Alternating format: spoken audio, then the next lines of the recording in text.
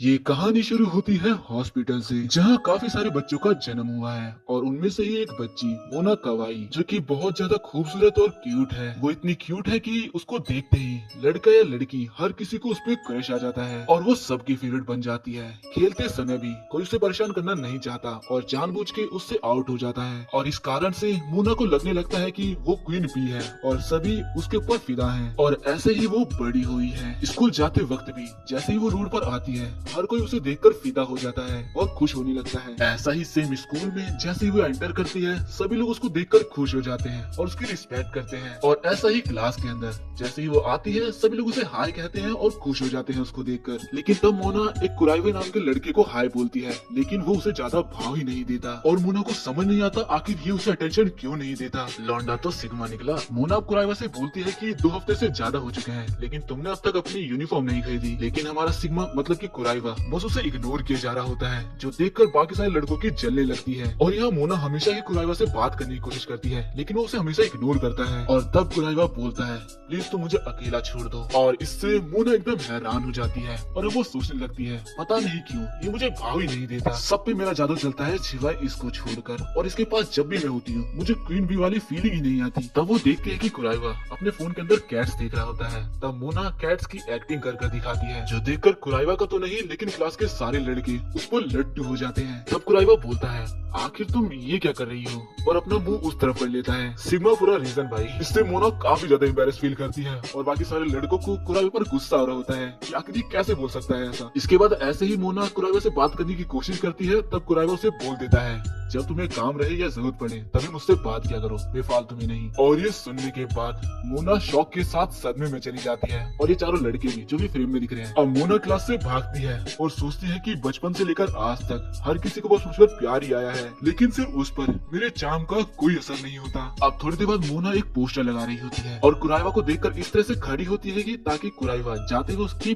Panty देख ले और थोड़ा शर्माए। लेकिन हमारा कुराइवा सिग्मा की तरह वहाँ से चला जाता है और उस पर ध्यान भी नहीं देता। तो वो जानबूझकर गिरने की नौटंकी करती है कि किसी ने उसे देखा तो नहीं, लेकिन पीछे से सारे लड़के वो सब देख चुके थे। लेकिन हमारा सिग्मा बिना ध्यान दिए यहाँ से चला जाता है और मोना का प्लान फेल हो जाता है। अब क्लास के टाइम मोना टीचर से बोलती है कि उसे अच्छा फील नहीं हो रहा है, उसे नर्स के पास जाना है। लेकिन क्या वो कुराइवा के साथ वहाँ जा सकती है? ये सुनकर क्लास के सारे बच्चों के साथ टीचर भी हैरान हो जाता है, लेकिन फिर उसे परमिशन दे देता है। नर्स रूम में मोना कुराइवा के कुछ ज्यादा ही करीब आ जाती है। तब कुराइवा बोलता है, मुझे लगा कि तुम्हारी तबीयत खराब है, देखो तुम एक पहले लड़के हो जिसके लिए मैं इतना आगे तक आई हूँ, तो मुझे ये बताओ तुम्हें कैसी फीलिंग आ रही है। तब वो देखती है कि कुराइवा थोड़ा शर्मा रहा है और तब उसे लगता है कि उसका चार्म कुराइवा पर काम आ रहा है। लेकिन तभी कुराइवा एक क्रीपी सा फेस बनाता है, जो देखकर उसे समझ में आ जाता है कि ऐसा कुछ नहीं है। अब वो कुराइवा का हाथ पकड़कर जा रही होती है कि तभी उन दोनों का पैर फिसलता है और वो बेड पर एक साथ गिर जाते हैं। इस पॉइंट पे मोना अपने चार्म को कैसे भी कुराइवा पे इस्तेमाल करना चाहती थी और इसीलिए वो अपनी शर्ट ही खोल देती है और उसकी वो दो कुराइवा को दिख रहे होते हैं। लेकिन कुराइवा हमारा सिग्मा बॉय है, वो काफी अजीब सा फेस बनाता है और गुस्से में बोलता है, आखिर तुम ये क्या कर रही हो। तब मोना बच्चों की तरह रोने लग जाती है और रोते रोते ही नीचे गिर जाती है और कुराइवा भी उसके साथ नीचे गिर जाता है। लेकिन इस बार मोना नीचे और कुराइवा उसके ऊपर होता है। इस पॉइंट पर मोना शर्माने लगती है और जब उसे रियलाइज होता है कि उसके बटन तो खुले हुए हैं, तो उसे काफी ज्यादा एम्बैरेस फील होता है और वो बोलती है, आखिर तुम ये क्या कर रही हो। मैं कुछ नहीं कर रहा। कुराइवा शर्माते हुए ऐसा बोलता है और जाने लगता है और फिर जाते हुए बोलता है, ये सब जो तुम कर रही हो ये तुम्हें उसके साथ करना चाहिए जिसे तुम पसंद करती हो। अब दोनों क्लास में आ जाते हैं, जहाँ मोना कुराइवा का शुक्रिया करती है और कुराइवा भी बस उसे देखे ही जा रहा था। इससे मोना शर्माने लगती है और मन में सोचती है, कहीं मुझे इससे प्यार तो नहीं हो गया। पता नहीं ये जो भी है, लेकिन मैं ये वादा करती हूँ कि मैं अपने चार्म में तुम्हें भी फंसा लूंगी। अगले दिन वही कहानी शुरू। मोना को सभी लोग वैसा ही प्यार देते हैं, उसको देखकर एकदम खुश हो जाते हैं। तभी हमारे सिग्मा बॉय कुराइवा की एंट्री होती है, लेकिन वो मोना को कोई भाव नहीं देता और सीधा चला जाता है। तब एक असाई नाम की लड़की ये देखकर थोड़ा हैरान हो जाती है। पीटी क्लास में मोना स्ट्रेचिंग कर रही होती है और सभी लड़के उसे देखकर एकदम पागल हो गए होते हैं। लेकिन यहाँ भी मोना कुराइवा से बोल रही होती है कि तुम्हें भी स्ट्रेचिंग कर लेनी चाहिए। ये सुनते ही क्लास के सभी लड़के कुराइवा से दोबारा चलने लगते हैं और उसको घूर घूर कर देखने लगते हैं। लेकिन हमारा कुराइवा मोना को कोई भाव नहीं देता। मोना मन में बोलती है, बस तुम इंतजार करो, मैं तुम्हें भी अपने प्यार में गिरा कर रहूंगी। अब पीटी क्लास खत्म होते ही मोना कुराइवा को अपने प्यार में गिराने के लिए अजीब अजीब से पोज बनाने लगती है और अपना चार्म गिराने लगती है, जो देखकर कुराइवा को छोड़कर क्लास के सारे लड़के उसमें फंस जाते हैं और उस पर लट्टू हो जाते हैं। लेकिन कुराइवा अपना मुंह मोड़ता है और सीधा क्लास से बाहर निकल जाता है। ये देखकर क्लास के सारे लड़के एकदम हैरान हो जाते हैं और मोना का दिल फिर से एक और बार टूट जाता है। अब कुराइवा अपना मुंह धो रहा होता है और मोना भी उसी तरफ आ रही होती है। वो सोच रही होती है कि आखिर क्यों उसके ऊपर मेरे चार्म का यूज नहीं होता। अब मोना पानी पीने के लिए झुकती है और कुराइवा उसका फेस देखकर थोड़ा ब्लश करने लगता है और उसे देखता जाता है। तब मोना ये देख लेती है और कुराइवा अपना मुंह मोड़ लेता है और मोना को समझ में आ जाता है कि कैसे उसे अपने चार्म में फंसाना है। वो सारा पानी अपने ऊपर गिर लेती है और पूरी गीली हो जाती है और इस वजह से उसके टी शर्ट के अंदर के दिख रहे होते हैं। ये देखकर कुराइवा एकदम लाल हो जाता है और ये रियलाइज करने के बाद खुद मोना ही शर्माने लगती है और कुराइवा से बोलती है कि मेरी तरफ मत देखो। लेकिन तब कुराइवा अपनी टी शर्ट उतारकर मोना को पहना देता है और बोलता है इसे पहने रखना। मोना उसको देखकर शर्माने लगती है और कुराइवा यहाँ से जाने लगता है और जाते हुए मोना उसका शुक्रिया करती है और उन दोनों को एक लड़की देख लेती है। अब छुट्टी के टाइम उसकी क्लास के ही दो लड़के उसे पकड़ लेते हैं और बोलते हैं कि तुम कुछ ज्यादा ही कठोर नहीं हो मोना के प्रति। वो तुमसे बात करती है और तुम उसे इग्नोर करते हो। और अब थोड़ी देर बाद हम उन तीनों को ही पार्क में देखते हैं जहाँ पर कुराइवा बताता है कि असल में मुझे लड़कियों से बात करने के लिए मना किया गया है और मुझे लड़कियों से बात करना आता ही नहीं है। मेरे गाँव में सिर्फ बुजुर्ग लोग और बकरियां ही हैं और मोना जैसी खूबसूरत लड़की मेरे पूरे गाँव में नहीं है और इसीलिए जब भी वो मेरे सामने आती है मुझे समझ ही नहीं आता कि आखिर मैं उसे क्या बोलूं। और उसी क्लास के दोनों लड़कों को समझ में आ जाता है कि आखिर वो मोना से बात क्यों नहीं कर पाता। यहाँ कुराइवा मोना के साथ बिताए थे सारे मोमेंट को याद कर शर्माने लगता है। आखिर मैं ये क्या सोच रहा हूँ, मेरे सिद्धांत मुझे ये इजाजत नहीं देते। कुराइवा एक गाँव से आया हुआ लड़का है जो कि भगवान में कुछ ज्यादा ही मानता है, इसीलिए वो कुछ इस टाइप का है। इसलिए जब भी कुछ भी ऐसा होता है या वो कुछ भी ऐसा सोचता है तो अपने सर पर हाथ रख कर मौन करने लगता है और खड़ा होकर जोर से चिल्लाते हुए बोलता है मुझे ये नहीं सोचना, मुझे ये नहीं सोचना। अगले दिन क्लास में मोना उसकी टी शर्ट उठाते हुए बोलती है कि मैंने इसे पहना था और अब इसके अंदर से मेरी खुशबू आती है, तो क्या तुम इसे लेना चाहोगे ना। ये सुनकर कुराइवा थोड़ा शर्माता है और फिर वो वापस से अपनी चैंटिंग चालू कर देता है, मतलब वही जो उसने पार्क में किया था। और मोना सोचती है कि अब चाहे तुम कुछ भी कर लो, मैं तुम्हें अपने प्यार में गिरा कर रहूंगी। अब अगले दिन मोना दोबारा से उठकर स्कूल के लिए निकलती है और सब लोग उसे देखकर खुश हो जाते हैं क्योंकि वो इतनी क्यूट जो है। और अब जैसे ही मोना स्कूल में आती है उसे पता चलता है कि आज उन सबकी ड्राइंग क्लास है जहां उन्हें अपने पार्टनर के साथ ड्राइंग को कंप्लीट करना है और मोना का पार्टनर और कोई नहीं कुराइवा ही होता है। मोना यहाँ पर अपनी ड्राइंग के लिए मॉडल बनी होती है और वो इतने क्यूट क्यूट पोज देती है, क्लास के सारे लड़के उसके ऊपर फिदा हो जाते हैं। लेकिन हमारा सिग्मा बॉय भी कहाँ मानने वाला था, वो वापस अपने मन की शांति के लिए चैंटिंग स्टार्ट कर देता है और मोना की खूबसूरती के छलावे में आने से बचता है। इस बात से मोना काफी ज्यादा गुस्से में आ जाती है और फिर वो कुराइवा के पास जाती है और सोचने लगती है चाहे तुम कुछ भी कर लो तुम्हें मुझे देखना ही पड़ेगा क्योंकि मुझे देखे बिना तुम अपना असाइनमेंट कंप्लीट कैसे करोगे। तभी उसे पानी के पास वाली बात याद आती है, कैसे कुराइवा उसको देखकर शर्माने लगा था, तो आखिर वो क्या देख रहा था। तब मोना समझ जाती है कि वो उसकी गर्दन को देख रहा था और इसके बाद मोना इतना कमाल का पोज देती है कि जो देखकर कुराइवा पूरा टमाटर की तरह लाल हो जाता है। लेकिन वो दोबारा से अपने मन को शांत करने लगता है और बोलने लगता है कि मुझे अपनी स्पिरिट और माइंड दोनों को क्लीन करना होगा। और यहाँ मोना पोज पर पोज बनाई जा रही थी जिस वजह से वो सच में काफी ज्यादा सुंदर लग रही थी और ये देखकर हमारा कुराइवा दोबारा से टमाटर की तरह लाल होना चालू कर देता है। लेकिन फिर वो बोलता है ये सब मेरी ट्रेनिंग का पार्ट है, मुझे इसे कैसे भी करना होगा। और फिर वो अपने मन को शांत कर लेता है और बिना शर्माए मोना की तरफ ही देखते हुए ड्राइंग बनाना चालू कर देता है। और यहाँ मोना एक लड़की को नोटिस करती है जो कि उसे ही देख रही थी। यहाँ कुराइवा काफी अच्छे से अपनी ड्राइंग को कंप्लीट कर रहा होता है और यहाँ वो लड़की मोना को बार बार देखे जा रही होती है। लेकिन मोना भी ये सब कुछ नोटिस कर रही थी, उसे समझ नहीं आता आखिर एक लड़की उसे क्यों देख रही है। अब वो कुराइवा से पूछती है आखिर तुम ड्राइंग में कहाँ तक पहुँचे, जिस पर कुराइवा बताता है कि अभी मैं तुम्हारी गर्दन पर हूँ। यहाँ कुराइवा ड्राइंग को करते हुए मोना को इतने गौर से देख रहा था कि मोना ही शर्माने लग जाती है और उसकी धड़कन बहुत तेज हो जाती है, उसकी फीलिंग्स काफी बढ़ जाती है क्योंकि मोना को आज तक शायद किसी लड़के ने इतनी गौर से देखा ही नहीं। मोना शर्माते हुए यहाँ से भाग जाती है और वॉशरूम में चली जाती है और सोचने लगती है आखिर वो किस तरह की फीलिंग थी और शर्माते हुए बोलती है कि मैं इस फीलिंग पर कंट्रोल नहीं कर सकती। यहाँ कुराइवा मोना की ड्राइंग कंप्लीट कर चुका था और उसके दोस्त बोलते हैं कि तुमने काफी कमाल की ड्राइंग बनाई है, तुम्हें इसे घर पे रखना चाहिए। तब कुराइवा मोना और अपने बारे में सोचकर दोबारा से शर्माने लग जाता है। इसके बाद कुराइवा लाइब्रेरी में एक बुक ले रहा होता है लेकिन वही सेम बुक मोना भी उठाने वाली होती है। तब मोना पूछती है कि ये तो मांगा वाला सीन हो गया, वैसे देखो हम दोनों की पसंद भी सेम है तो क्यों ना इस बुक को हम दोनों साथ में पढ़े। लेकिन तब कुराइवा बुक मोना को ही दे देता है और बोलता है कि तुम ही इसे पढ़ लो और यहाँ से चैंटिंग करता हुआ चला जाता है। तब मोना देखती है कि यहाँ पर दोबारा से वही लड़की उन दोनों को देख रही है। इसके बाद लाइब्रेरी में सभी लड़के चल रहे होते हैं क्योंकि मोना कुराइवा के कुछ ज्यादा ही पास बैठी होती है और कुराइवा यहाँ पर अपने मन को शांत कर रहा होता है। तब मोना नोटिस करती है कि वो लड़की दोबारा से उन्हें ही देख रही है। अब उसे समझ नहीं आता आखिर ये लड़की उसे क्यों देख रही है, लेकिन तभी उसे लगता है कि शायद ये लड़की उसे नहीं बल्कि कुराइवा को देख रही है। इससे मोना काफी ज्यादा गुस्से में और काफी ज्यादा शौक में होती है कि कहीं वो लड़की कुराइवा को पसंद तो नहीं करती और अपने माइंड में उन दोनों की इमेजेस को इमेजिन करने लगती है। इससे मोना को और भी ज्यादा गुस्सा आने लगता है और वो बोलती है ऐसा नहीं हो सकता, कुराइवा सबसे पहले मेरा होगा, उसके बाद वो किसी और का हो सकता है। और वो सोचती है कि उसे ना चाम बहुत स्पीड में कुराइवा के ऊपर गिराना होगा वरना कोई और उसे ले जाएगा, इसीलिए मुझे अपना फुल पोटेंशियल दिखाना होगा। जिसके तुरंत बाद मोना ग्लासेस लगा के एक नए लुक में आ जाती है जिसमें वो और भी ज्यादा खूबसूरत लग रही होती है। मोना की ये लुक देखकर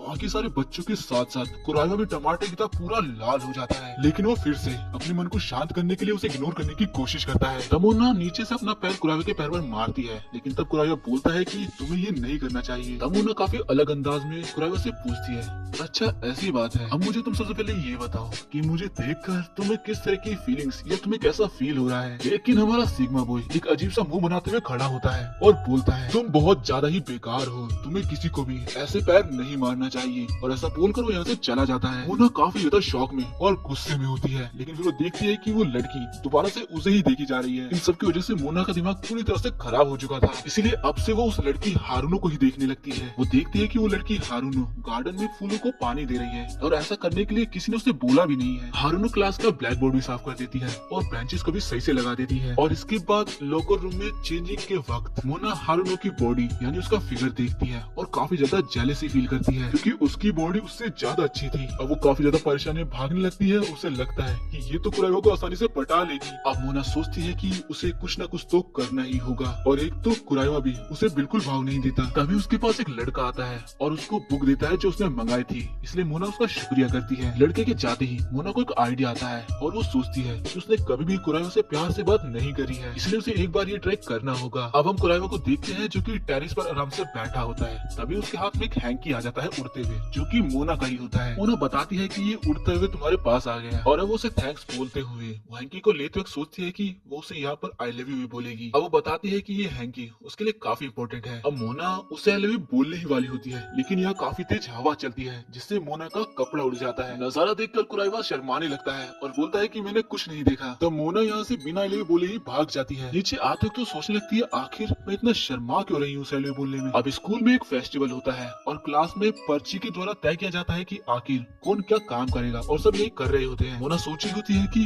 पूरा एक महीना हो चुका है, लेकिन कुराइवा मुझे जरा भी भाव नहीं देता। अब हारूनो बोलती है कि मैं इस फेस्टिवल को कराने में आपकी पूरी मदद करूंगी और अपना पूरा बेस्ट दूंगी, क्योंकि वो उसे हेल्पर का काम मिला है। अब मोना की बारी होती है और जैसे ही वो पर्ची निकालती है तो उसे भी हेल्पर का काम मिलता है, यानी कि इन दोनों को ही पूरे फेस्टिवल की तैयारियां करनी है। अब दोनों साथ बैठकर फेस्टिवल के लिए लिस्ट बनाने लगते हैं, जहाँ हारूनो मोना से बोलती है अच्छा अगर तुम किसी फेस्टिवल में जाती हो तो किस तरह के कपड़े पहनती हो, जिस पर मोना बताती है कि वो तो हमेशा बनी वाला पहनती थी। जो सुनकर हारूनो काफी ज्यादा एक्साइटेड हो जाती है और उसकी काफी ज्यादा तारीफें करने लगती है। लेकिन यहाँ मोना सोच रही होती है कि अभी हमारी सिचुएशन एक लव ट्रायंगल वाली है, लेकिन ये तो उसके बारे में बात भी नहीं करना चाहती। हारूनो फेस्टिवल के लिए काफी ज्यादा खुश होती है, लेकिन मोना उसका कंपटीशन उसके सामने है और वो उसे क्रश करना चाहती है। अब हारूनो मोना को चॉकलेट ऑफर करती है और मोना को भी काफी ज्यादा अच्छा लगता है, लेकिन तभी हारूनो को एक कॉल आता है और वो फोन छुपा लेती है। इससे मोना को थोड़ा अजीब लगता है और वो बोलती है आखिर किसका फोन है और क्या तुम मुझे अपना फोन दिखा सकती हो। लेकिन हारूनो साफ साफ बोलती है कि मैं तुम्हें कुछ भी कर लो, ये फोन नहीं दिखाने वाली। इससे मोना को काफी अजीब लगता है और अब वो उसका पीछा करने लगती है। दोनों ही नीचे गिर जाती है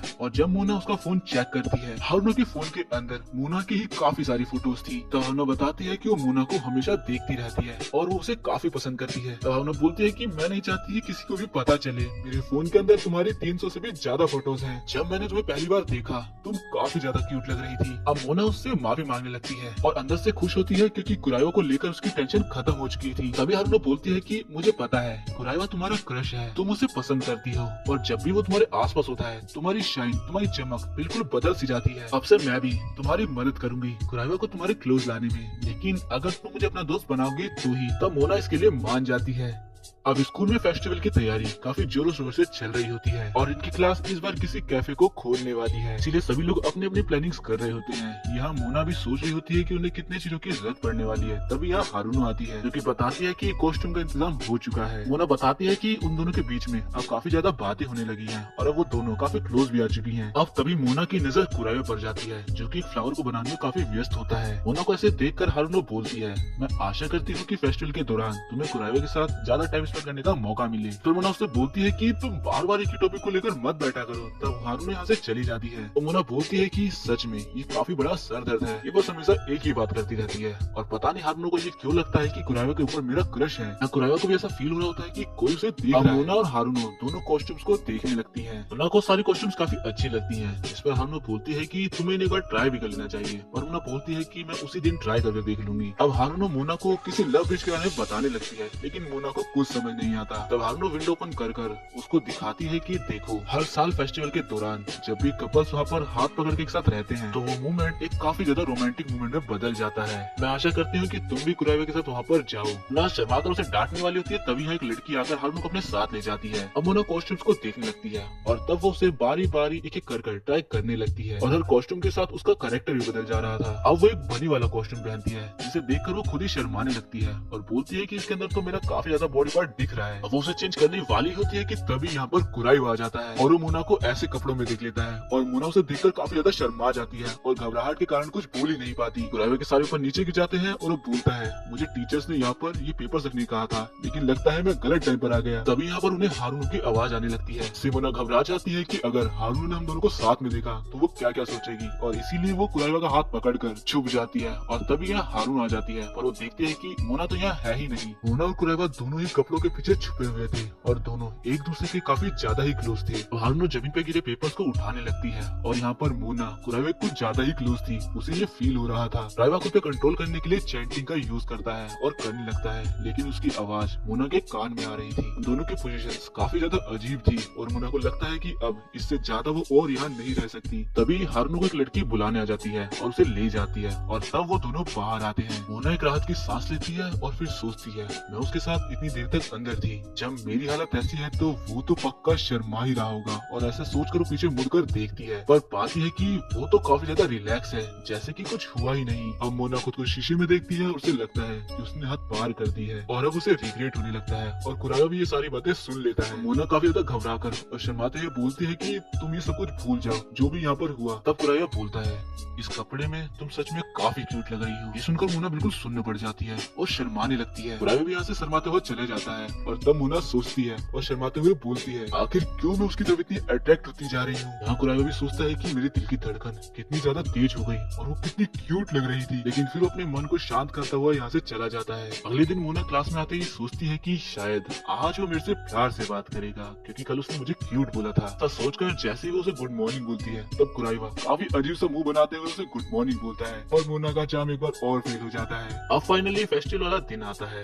और हम देखते हैं कि इनकी क्लास ने एक बनी कैफे खोला होता है। कैफे में काफी ज्यादा भीड़ होती है और इसकी वजह होती है मोना कवाई, क्योंकि वो पॉपुलर तो है ही और साथ के साथ वो अपने कैफे का प्रमोशन कर रही होती है, जिस वजह से यहाँ इतनी भीड़ है। अब यहाँ हम उसी असाई नाम की लड़की को देखते हैं और उसकी दोस्त बोलती है कि तुम भी कुछ खा लो, वो तुम्हें अभी नहीं दिखेगा। और यहाँ कैफे के अंदर कुराइवा जहाँ खाना बना रहा होता है वहाँ शिफ्ट चेंज हो जाती है और असल में ये सब हारूनो का प्लान रहता है ताकि कुराइवा और मोना दोनों एक साथ काफी सारा टाइम स्पेंड कर सके। अब मोना कुराइवा के पास आती है और बोलती है चलो बाहर घूम कर आते हैं, लेकिन कुराइवा साफ साफ मना कर रहा होता है। तब मोना बोलती है तुम्हें भूख लगी होगी तो चलो कुछ खा कर आते हैं, लेकिन कुराइवा अपने बना ही पैनकेक्स खाने लग जाता है। अब मोना बोलती है ये तो बिल्कुल भी चेंज नहीं हुआ, मुझे लगा कल के बाद ये बदल गया होगा और अब वो उसकी चेप होने की कोशिश करती है, लेकिन कुराइवा उसे हमेशा इग्नोर करता रहता है। अब तभी यहाँ हारूनो कुराइवा को बनी वाले कान पहना देती है और बोलती है कि तुमने बहुत काम कर लिया, अब इसके साथ बाहर जाओ और जाकर हमारे कैफे का प्रमोशन करो और ये मेरा ऑर्डर है। कुराइवा काफी ज्यादा हैरान हो जाता है और मोना उसका शुक्रिया करने लगती है। अब दोनों बाहर प्रमोशन करने आते हैं जहाँ कुराइवा तो एकदम सदमे में ही जा चुका था। यहाँ मोना सोचती है कि मुझे कुछ ऐसा ढूंढना होगा जो कुराइवा को काफी ज्यादा पसंद हो। तो वो एक हॉन्टेड हाउस को देखकर बोलती है कि ये तो इसे बिल्कुल पसंद नहीं होगा, आखिर किसे पसंद आएगा। और तब वो देखती है कि कुराइवा नॉन स्टॉप उसे ही देखे जा रहा है। मोना को समझ में आ जाता है कि ये इसके अंदर जाना चाहता है। अब मोना को ऐसी जगह से डर तो लगता है, लेकिन कुराइवा के लिए वो अंदर जाएगी और वो दोनों अंदर आ जाते हैं जहाँ पहले ही मोना को बहुत डराने की कोशिश करते हैं और वो डर भी जाती है। लेकिन जब कुराइवा उसकी तरफ देखता है है तो बोलती है कि कुछ नहीं हुआ, और ऐसे ही अब काफी सारे भूत उसे डराने की कोशिश करते हैं। मोना की यहाँ पे बिल्कुल लगी पड़ी होती है, लेकिन कुराइवा उसकी तरफ ध्यान ही नहीं देता और काफी सारी बातें बताने लगता है। तभी मोना का कपड़ा एक लकड़ी में फंस जाता है और वो कुराइवा को आवाज देने लगती है, लेकिन कुराइवा को सुना ही नहीं देता। तभी वो कुराइवा की टी शर्ट पकड़ लेती है और जैसे ही कुराइवा पीछे मुड़कर देखता है तो उसे कुछ गलत ही सीन दिखाई दे जाता है और जिससे वो शर्माने लग जाता है। मोना को भी रियलाइज होता है कि ये तो कुछ ज्यादा ही गड़बड़ हो गई है। दोनों ही काफी तेज चिल्लाते हैं और तब मोना शर्माते हुए यहाँ से भाग जाती है और वो लकड़ी अभी भी उसी कपड़े में ही फंसी है। यहाँ कैफे में हारूनो सारे पैनकेक्स जलाती जा रही थी। अब कुराइवा वो लकड़ी निकाल कर उस गोश्त को दे देता है। अब मोना सोचती है कि वो कुराइवा को किसी अच्छी जगह पर लेकर जाएगी। अब वो दोनों खाने के लिए एक आइसक्रीम कोन खरीदते हैं जो कि खाते खाते मोना के गाल पे लग जाता है। तब कुराइवा उसे बताता है, लेकिन मोना बोलती है कि तुम उसे क्यों नहीं हटा देते। तभी सभी लड़के उसे देखकर जल रहे होते हैं। तभी यहाँ कौवा आकर मोना का कोन ही लेकर चला जाता है। इसके बाद जब वो लोग कॉन्सर्ट देख रहे होते हैं तब मोना की हाइट छोटी पड़ रही होती है। तब वो कुराइवा के कंधे पर हाथ रखकर बोलती है कि तुम मुझे अपने कंधे पर क्यों नहीं चढ़ा लेते,